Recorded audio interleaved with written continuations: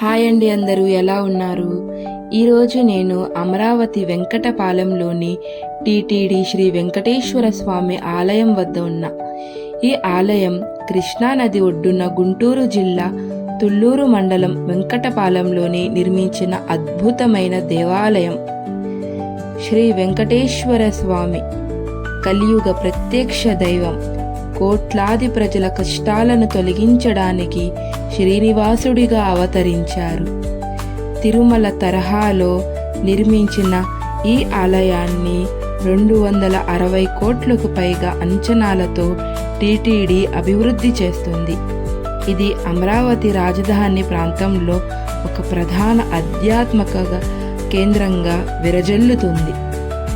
సుమారు 25 ఎకరాల విస్తరణలో తిరుమల శ్రీవారి ఆలయాన్ని పోలి ఉండేలా ఈ ఆలయాన్ని రూపొందించారు. సాధారణ రోజుల్లో ఉదయం 6 నుంచి మధ్యాహ్నం 1 వరకు, సాయంత్రం 4 నుంచి రాత్రి 8 వరకు ఈ ఆలయంలో ప్రత్యక్ష పూజలు జరుగుతాయి. ఈ ఆలయాన్ని 2022లో ప్రారంభోత్సవం జరిగింది. ఈ ఆలయం అమరావతిలో అత్యంత అందమైన మరియు పవిత్రమైన శ్రీ వెంకటేశ్వర స్వామి ఆలయంలో ఒకటిగా ప్రసిద్ధి చెందింది.